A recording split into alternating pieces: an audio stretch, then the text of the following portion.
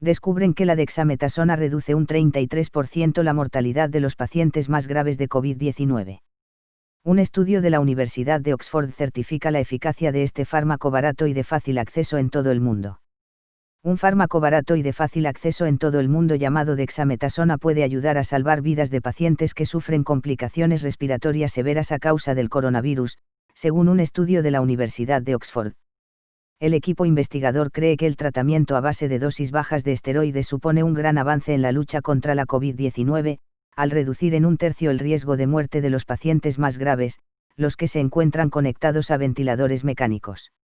Según el ensayo clínico realizado por la prestigiosa universidad inglesa, en el que se ha administrado el medicamento a más de 2.100 pacientes ingresados en diferentes hospitales británicos, la dexametasona redujo en un 33% las muertes de aquellos pacientes ventilados mediante respiradores, y en un 20% la de otros pacientes que únicamente recibieron oxígeno. No se ha encontrado beneficio para aquellos pacientes que no requirieron de asistencia respiratoria. Los investigadores escogieron al azar a un total de 2.104 pacientes para que recibieran una dosis diaria de 6 miligramos de dexametasona, por vía oral y por inyección intravenosa, durante 10 días, y se comparó con 4.321 pacientes asignados al azar que recibieron únicamente la atención habitual. Entre estos últimos pacientes, la mortalidad a los 28 días fue mayor en los que necesitaron ventilación, 41%, intermedia en los pacientes que solo necesitaron oxígeno, 25%, y menor entre los que no necesitaron ninguna intervención respiratoria, 13%. En base a estos resultados, que aún son preliminares, con este tratamiento se evitaría una muerte por cada 8 pacientes ventilados o por cada 25 pacientes que únicamente necesitan oxígeno. Capaz de evitar la tormenta de citoquinas. Ese fármaco se emplea ya para reducir inflamaciones en el caso de otras patologías, y parte de su efectividad se basa también en su carácter inmunosupresor. Así, sería capaz de atenuar el daño causado por el sistema inmunológico cuando éste se sobreactiva y alcanza niveles devastadores para el propio organismo al que intenta defender del coronavirus. Es lo que se conoce como tormenta de citoquinas, un proceso que se desarrolla en los cuadros más graves de la enfermedad y que es potencialmente mortal. La dexametasona es uno de los 2 tratamientos terapéuticos coadyuvantes junto con el tocilizumab que se están probando en el que está considerado como el mayor ensayo clínico del mundo, Recovery, donde se experimenta con tratamientos existentes para otras patologías con el objetivo de comprobar si también funcionan para el coronavirus. También se está analizando el efecto de diferentes fármacos antivirals. Es lo que se conoce como reposicionamiento de medicamentos, que presentan la ventaja de que la seguridad clínica ya está probada en ellos.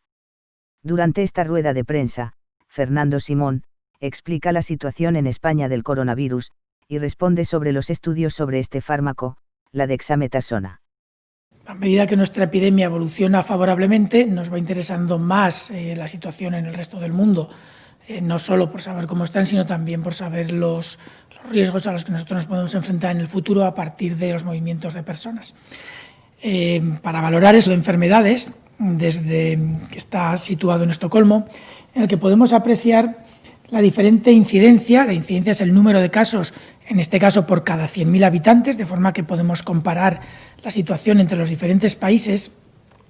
Y vemos cómo ahora mismo tenemos 2 grandes focos. Uno es América, que como pueden observar tiene un color en general más oscuro que la mayor parte de los otros continentes, y luego tenemos una parte que es en Oriente Medio, Oriente Próximo y Rusia, con algún país europeo, como se puede observar en Suecia o Reino Unido, que también están más oscuros en el mapa y por lo tanto implica que tienen mayores incidencias.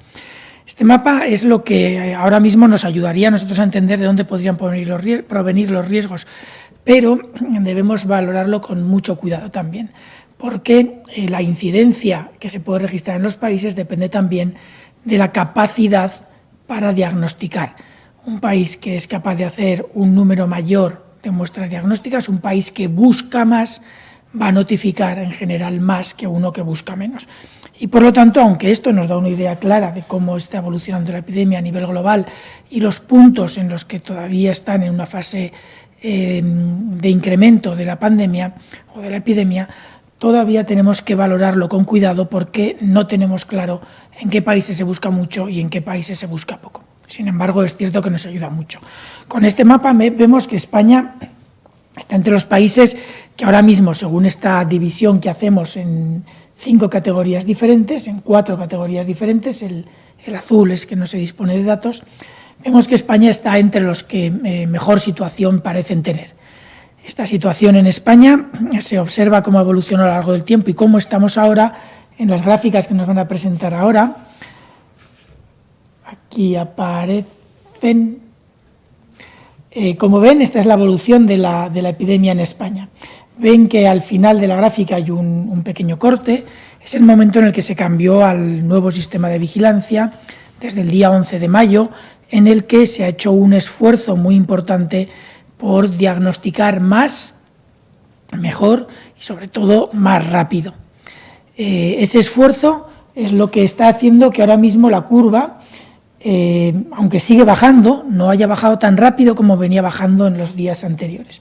Y eso vamos a ver lo que significa en realidad en una ampliación de esa última parte de la curva, que si nos la pueden exacto, esta es una ampliación de la última parte de la curva que veíamos, en la que se observa que hasta el 40 y tantos por ciento, dependiendo del día, entre el 40 y el 45% de los casos que se diagnostican ahora son casos en asintomáticos, que surgen a partir, en los primeros días de esta curva, a partir de cribados en grupos concretos, pero también, y eso más en los últimos días, a partir de cribados en contactos de casos asociados a posibles brotes o a posibles agrupamientos de casos en los que se testan no solamente a los casos, sino en muchas situaciones a todo el grupo de personas que viven o que conviven con ellos a su alrededor.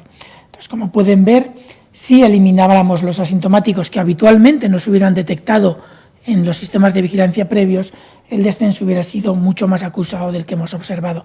Pero ahora nos interesa esto, ahora nos interesa detectar cuantos más infectados, mejor. Estos son casos detectados por prueba PCR, es decir, personas que tienen virus en el organismo. No sabemos si el virus es viable o no, porque depende de cuándo han sido infectados y si han desarrollado o no anticuerpos para saber si el virus puede transmitirse a otros o no. Pero en general esto es lo que buscamos.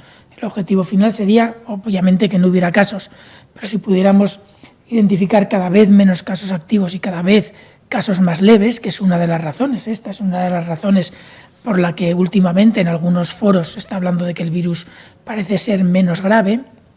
Una de las razones es que estamos detectando casos antes, con sintomatología clínica más leve porque se detectan antes, pero también porque estamos detectándolas en grupos de menor riesgo, personas más jóvenes y en muchos casos asintomáticos o con síntomas tan leves que no han percibido que los tuvieran. Esta es la situación en España y con estos conceptos en la cabeza les doy los datos de transmisión o de datos de diagnóstico a día de hoy. A día de ayer, se notificaron 76 casos diagnosticados ayer y con diagnosticados con fecha de inicio de síntomas en los últimos 7 días, 171 personas.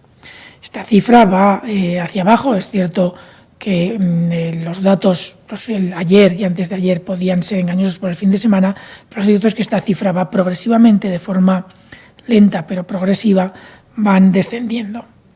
Eso se puede comprobar también cuando en los datos que se publican en la página web del Ministerio se observa que en los diagnosticados con fecha de inicio de síntomas los 14 días antes también van descendiendo progresivamente. De los alrededor de 900 que se notificaban durante los primeros días de la semana pasada, los primeros días de esta semana estamos notificando alrededor de entre 700 y 800, siempre por debajo de esos 800. Además, se han notificado con fecha de defunción en los últimos 7 días 25 personas que han fallecido. Es decir, la evolución es buena, seguimos teniendo todavía personas que van falleciendo, sabemos que el número de personas que hay ingresadas en las unidades de cuidados intensivos, los que tienen mayores probabilidades de fallecer, son cada vez menos. Ahora tenemos ya 352, si no recuerdo mal, la cifra del viernes pasado. Ayer fallecieron 25, pero progresivamente hay menos probabilidad de encontrar fallecidos y esta cifra es progresivamente menor. Yo creo que con esto, con las ideas de que España ahora mismo está en una situación muy favorable, está entre los países con menor transmisión, entendiendo que ahora tenemos que jugar con variables diferentes a las que estábamos jugando cuando estábamos en el periodo pico de la pandemia, en los que el peligro potencial de viajeros era menor porque teníamos una incidencia muy importante en España. Ahora esto ha ido cambiando y ahora tenemos que pensar en otro tipo de variables, en otro tipo de acciones. Y con esto, sin más, yo creo que podemos pasar a las preguntas. Muy bien. Redacción Médica pregunta sobre el comunicado que ha hecho la Universidad de Oxford, que sugiere que un fármaco barato y ampliamente disponible, llamado dexametasona, ayuda a evitar la muerte de algunos de los pacientes más graves de COVID-19. ¿Cómo se ve en sanidad este avance? ¿Valora aplicarlo a los pacientes de nuestro país? Es algo por lo que también pregunta Cibio, ¿qué opina de los resultados sobre la dexametasona que ha anunciado la Universidad de Oxford a través de una nota de prensa? Bueno, este resultado de la Universidad de Oxford forma parte de un gran estudio, se llama Recovery, si no me equivoco. Creo que recordarán un estudio que mencionamos hace unas semanas que había realizado la OMS, en el que en uno de los brazos del estudio se estaba utilizando la hidroxicloroquina como un posible medicamento que podía prevenir la transmisión de la enfermedad. Este es un estudio de similares características en los que uno de los brazos es la dexametasona, que es un corticosteroide, es un medicamento que es frecuente para el tratamiento de muchísimas otras enfermedades y en España se utiliza igual que en otros países para tratar muchas otras enfermedades. Este medicamento ya se ha utilizado en muchos países de forma, digamos, compasiva, es decir, es un tratamiento sintomática más bien, pero es cierto que el hacer un ensayo clínico que nos garantiza o que nos prueba que este medicamento tiene un efecto beneficioso es importante. Esto confirma las hipótesis que había de que su uso podía reducir la letalidad. Eso es importante. Afortunadamente en muchos pacientes ya se había utilizado, pero lo cierto es que esto incita a utilizarlo más. En todo caso, lo que les digo siempre, hay que ser prudentes. Los resultados del estudio hay que leerlos con cuidado porque probablemente son resultados muy sólidos, pero en ciencia los resultados de un único estudio, si no tiene una solidez muy importante, no suelen ser suficientes como para garantizar los resultados. En este caso, por lo que he leído rápidamente, no he tenido tiempo de leerlo en detalle, sí que parece que los resultados son buenos y que por lo tanto el uso de la dexametasona podría estar avalado. En todo caso, nuestra agencia del medicamento tendrá que valorar los resultados y proponerlo o no para el tratamiento del coronavirus.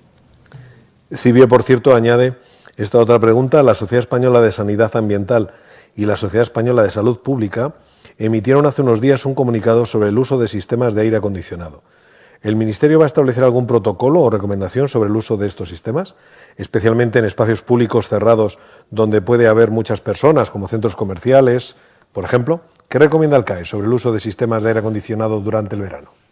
Bueno, en el Ministerio hay diversas unidades. Una es la Subdirección General de Sanidad Ambiental y Salud Laboral, que son los que tienen que hacer la evaluación de este tipo de recomendaciones. Si hay alguna recomendación a hacer en este sentido, se hará desde el Ministerio.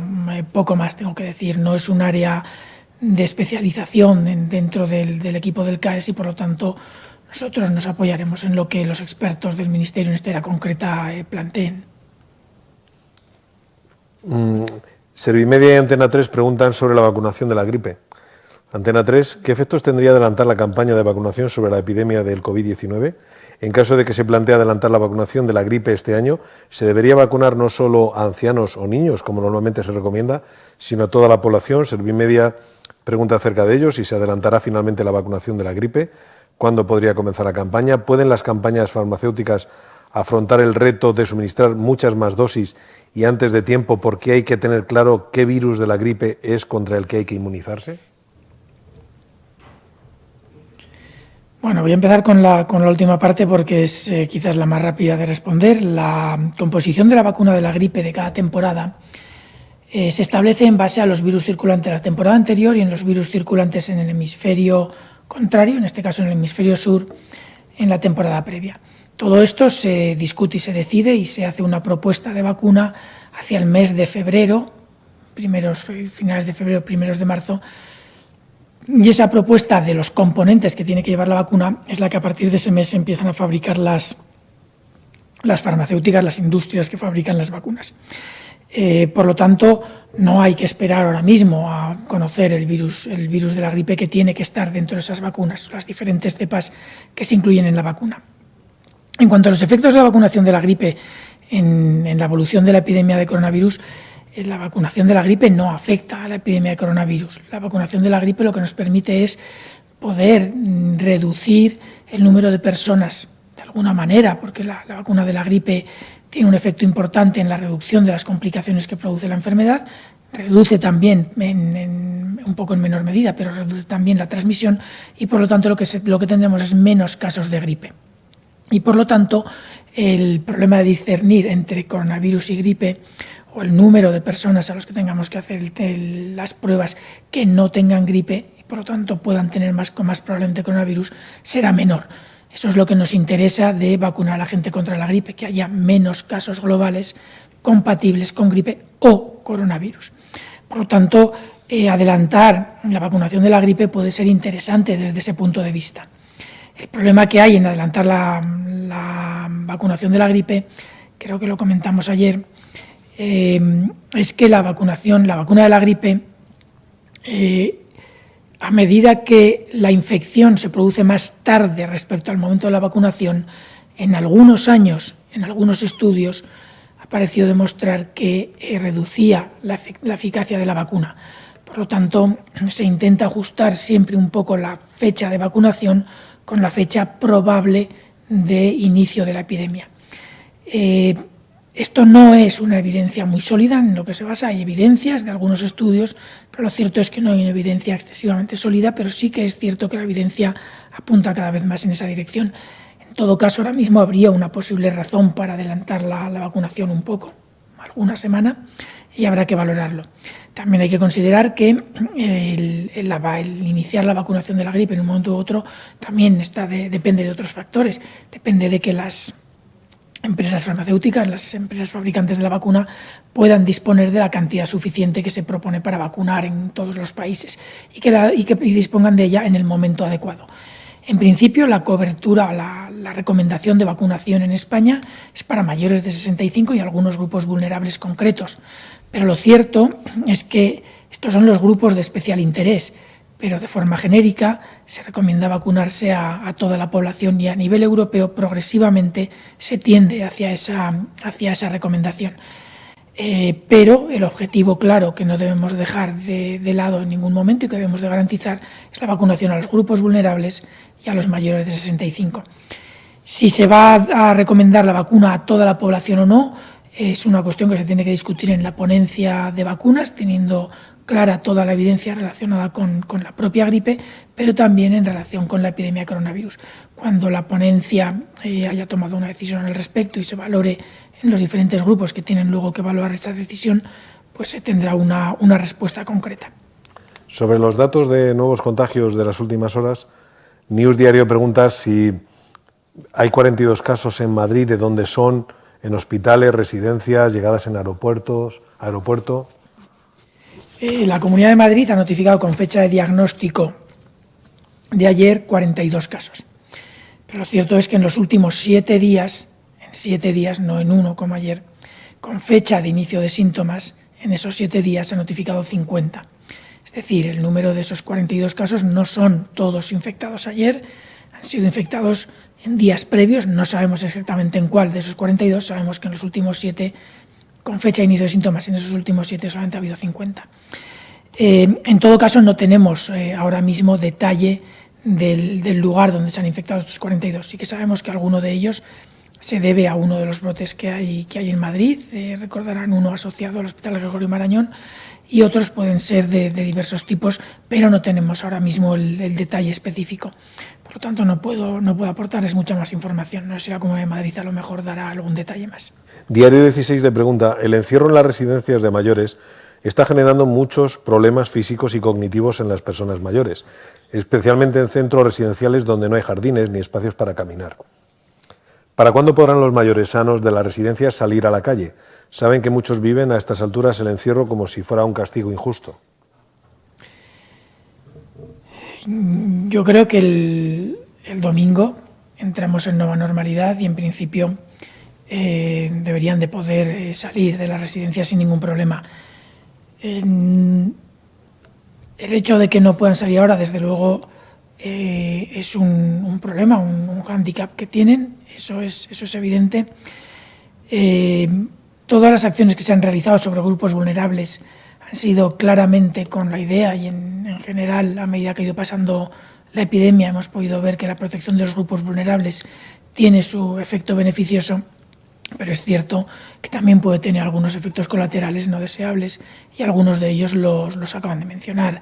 En personas muy mayores con algún deterioro cognitivo puede incluso agravarlo, y en otros se requiere que las personas de cierta edad hagan un cierto ejercicio físico diario, y eso en algunos casos ha podido generar problemas que habrá que solucionar y recuperar progresivamente.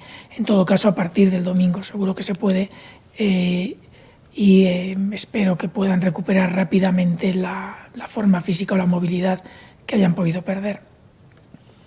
Europa Press, doctor, le pregunta, los presidentes de Canarias, Madrid y Andalucía pidieron el domingo al presidente del Gobierno que se establezcan test en origen para los turistas, y la presidenta madrileña reclamó un plan Barajas. ¿Están estudiando implantar los test en origen para evitar contagios importados en España? Bueno, el realizar este tipo de test, primero en origen, implica una injerencia en algunas situaciones, pero sí que es cierto que si se prohibiera para venir a España, pues se tendría que aceptar. Pero lo cierto es que este tipo de test no han probado en ningún sitio que se puedan controlar realmente todos los brotes. Alguno se controlará, algún caso se podrá detectar con estos test, pero desde luego no la gran mayoría. No sé si será algo que se implementará, esto es algo que tenemos que negociar con todos los países europeos. No podemos, porque no tiene sentido, imponer nosotros una medida que en otro país europeo nos impone, porque una vez que los ciudadanos entran dentro de la Unión Europea, la movilidad dentro del espacio Schengen a partir del día 21 va a ser como lo era antes, salvo que haya una prohibición expresa de reciprocidad entre países. Por lo tanto, si no llegamos a un acuerdo común entre los diferentes países de la Unión Europea, será muy difícil que esto pueda prosperar. Al margen de eso, tenemos que ser capaces de valorar el impacto y la factibilidad de este tipo de medidas. Es verdad que en un país como el nuestro, que recibe habitualmente muchos turistas, este año van a ser menos, evidentemente, pero que recibe muchos turistas, el realizar pruebas diagnósticas a la llegada en los aeropuertos es, además de pruebas digamos, de interés, como puede ser la PCR, es inviable, tanto por los tiempos que cuesta, como por los recursos que requiere, como por el periodo de espera que tienen que llevar los pacientes en estos lugares, y además porque no garantiza en absoluto que 1 o 2 días después vaya o no a haber casos entre esos que inicialmente dieron negativo. De hecho, ya hay evidencias de lugares donde se hacen pruebas de PCR a la entrada, en algunos lugares donde hay agrupaciones de personas que se reúnen durante un tiempo y que a la entrada se les hacen pruebas y que no han evitado brotes en esos mismos colectivos. Con lo cual, no hay que pensar que eso pueda ser una panacea. Sí que es cierto que podría identificar algunos casos y podría quizás evitar que esos casos llegaran, pero no va a evitar la gran mayoría de los casos. Yo creo que el tema de las PCRs hay que tener mucho cuidado a la hora de proponerlo. Es muy fácil decir vamos a hacer PCR a los X millones de turistas que vengan a España, luego es muy difícil hacerlo. Y un país que recibe, es difícil que los podamos hacer todos aquí, pero un país que envía muchos turistas tampoco es fácil que lo pueda realizar. Con lo cual hay que tener cuidado a la hora de hacer este tipo de propuestas y valorarlas en su justa medida, y sobre todo valorar si realmente son factibles o no y si van a tener un impacto real. Si no van a tener un impacto real, pues habrá que tener cuidado con la propuesta. Ahora mismo, hasta que no haya una posición europea, es difícil que nosotros podamos hacer una recomendación en ese sentido, pero habrá que ver cómo evolucionan las negociaciones con Europa y cómo evoluciona la posición de los diferentes grupos que están discutiendo esto dentro de nuestro territorio. Radio Nacional de España dice: los hospitales se preparan por si en otoño viene una segunda onda epidémica. Algunos virólogos no descartan que pueda ocurrir antes, en pleno verano. ¿Qué escenario puede ser más certero en base a los datos que analizan y tienen sobre el comportamiento del virus? Bueno, desde el principio todos tenemos la hipótesis de una posible onda en el otoño que viene. Eso está allí, tenemos que valorarlo y estamos trabajando y preparándonos todos ante esa posibilidad. Si luego esa onda no llega, puede ser o porque no ha venido o porque la hemos controlado a tiempo. Cualquiera de las dos situaciones son buenas. Si no viene, nos habremos preparado, no habrá venido, bien. Si viene y la hemos podido controlar, perfecto. La otra hipótesis es que una vez que hemos conseguido controlar la epidemia, nos relajemos en las medidas de prevención y de control de la transmisión, que se van a mantener, algunas de ellas después del día 21 con el Real Decreto de Nueva Normalidad, y si nos relajamos más de la cuenta podría haber un resurgimiento relativamente rápido de la transmisión. Esto además podría haberse agravado si empieza a haber una llegada más importante de viajeros de países de riesgo.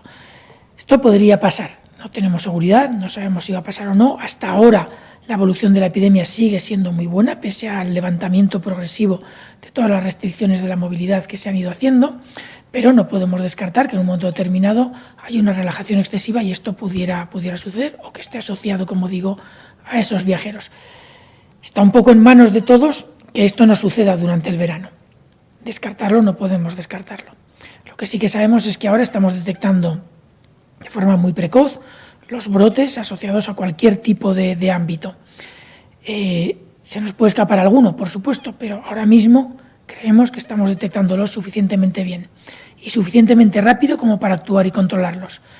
Si eso no fuera así dentro de unas semanas, entonces sí que tendríamos un riesgo de transmisión en el verano. Una de las razones por las que en algunos grupos o algunos modelizadores están valorando o están extrayendo modelos que indican una tendencia ascendente en los meses de verano, una es porque puede pasar si hay una relajación de las medidas, pero otra también puede ser por lo que hemos visto hace un ratito con las gráficas que les he mostrado. Un incremento en la capacidad de detección hace que el descenso de esas curvas que estábamos viendo de evolución de la epidemia sea o más lento o en algún momento tenga incluso algún repunte porque se busca mucho más. Entonces, a la hora de hacer los modelos con los datos obtenidos, parecen encajar curvas que tienden a tener un poco más de incremento. Pero, según el tipo de modelos que se realizan, esto se puede corregir. Tenemos que ser cautos a la hora de valorar lo uno y lo otro, pero desde luego tenemos que tener presentes todas las opciones, tanto las que nos dan los modelos de un posible incremento en los próximos mes y medio, como aquellos que no nos dan un incremento hasta el mes de octubre, noviembre, cuando empiece el otoño-invierno. Estamos trabajando desde el Ministerio con las comunidades autónomas en ambas situaciones y esperemos que podamos controlar lo mejor posible ambas, pero no podremos hacerlo sin la ayuda de todos, eso está claro. Finalizamos con esta pregunta de Datadista. La semana pasada se le preguntó por los datos de sanidad que daban unos 18.000 casos menos que el Instituto de Salud Carlos III, con la serie histórica corregida. Usted comentó que se debía al tipo de prueba con la que se habían detectado. Sin embargo, el Instituto Carlos III ha actualizado las cifras por tipo de prueba y tampoco coinciden. ¿A qué se debe? ¿Y cuándo van a actualizar la serie histórica de fallecidos? Sí, bueno, la serie histórica de fallecidos, yo espero que podamos darle los datos en estos días, esta semana. De hecho, hoy hemos hecho un esfuerzo importante. Creemos que mañana los datos estarán completos o casi completos. Puede siempre haber alguna diferencia marginal respecto al total, pero en estos próximos días es muy posible que los podamos dar ya directamente, quizás a final de semana. No lo prometo, pero desde luego estamos haciendo un esfuerzo muy importante por cerrar ese episodio de los fallecidos, que desde luego a ninguno nos gusta tener esa cifra congelada. En cuanto a los datos, la serie histórica global, el número total de casos, si se fijan en la serie de datos que publica el Instituto de Salud Carlos III, aquellos que hayan accedido a los datos, el Instituto de Salud Carlos III desde el principio publica la serie total de datos que en los diferentes periodos de la pandemia se ha ido mejorando a medida que las comunidades autónomas iban mejorando la notificación al sistema de vigilancia con las fichas individualizadas de cada caso. Durante un periodo de la pandemia, debido al gran retraso que había en las fichas individualizadas, a nivel nacional para poder hacer un seguimiento de la evolución de la pandemia, se optó por utilizar datos agregados que transmitían las comunidades y que no implicaba completar los datos de cada una de las fichas de los pacientes. Y por lo tanto, ahí empieza a haber ya alguna diferencia, no muy grande, entre lo que propone el Carlos III y lo que da el Ministerio. Los datos agregados que nos daban las comunidades eran aquellos que cumplían la definición de caso, que en principio es aquellos que tienen una PCR positiva. Por lo tanto, asumimos que los datos agregados que nos fueron dando hasta el día 10 de mayo las comunidades autónomas eran casos con una PCR positiva y por lo tanto comparables unos con otros.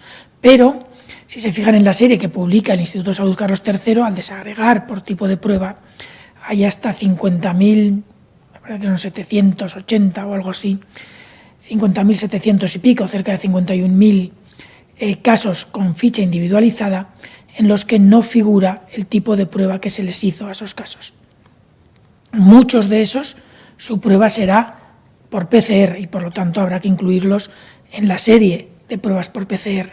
Algunos les habrán hecho otro tipo de pruebas que serán o no concluyentes, por lo tanto no habrá que incluirlos en la serie de PCRs. En general, los datos de pruebas por PCR más lo que consideramos que muy probablemente cuando se termine de cerrar esos datos sean pruebas por PCR de aquellos que ahora desconocemos, acabará siendo poco más o menos lo que los datos que hemos publicado en el Ministerio desde el principio van dando. Y de hecho, cuando hemos hecho estimaciones con el Carlos III de cómo podrían resultar las series finales, son prácticamente los mismos datos. Puede haber diferencias marginales que no son realmente significativas.